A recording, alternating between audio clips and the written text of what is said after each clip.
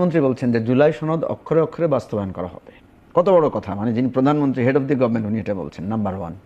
ঠিক ওনার পাশেই স্বরাষ্ট্রমন্ত্রী দাঁড়িয়ে বলছেন যে আমরা সরকার নির্বাচন দেবে কি না এই শঙ্কায় আমরা ছিলাম, এবং এই আশঙ্কা থেকে আমরা এক ধরনের সব বিষয় আপোষ করে আমরা নির্বাচন আদায় করার জন্য আমরা জুলাই সনদটা মেনে নিয়েছি। এবং উনি যখন এটা বলছেন, না, মঞ্জু ভাই আপনাকে আমি একটু জাস্টি করি। উনি কিন্তু এটা বলেন নাই যে আমরা সব বিষয় করে জুলাই সনদ আমরা মেনে নিয়েছি। জুলাই সনদের ওনার এই বাক্যের মধ্যে জুলাই সনদের কোনো বিষয় ছিল না। আমি আপনাকে পড়ে শোনাতে পারবো। যাই হোক, আমি যেটা বলছি, এবং উনি নিজেও কিন্তু বলেছেন জুলাই সনদ বিএনপি বাস্তবায়ন এই কথাটা উনি পার্লামেন্টে বলেছেন, ফুল হাউসে। এর আগে কিন্তু স্পিকার সাহেব, যিনি আমাদের মেজর হাফিজ সাহেব, উনি যখন স্পিকার হন নাই, উনি কিন্তু একই কথা বলেছিলেন যে সরকার নির্বাচন দিবে না এই আশঙ্কায় আমরা ওনাদেরকে কোনো মতে নির্বাচন আদায়ের জন্য জুলাই সনদের সাথে একমত হয়েছি।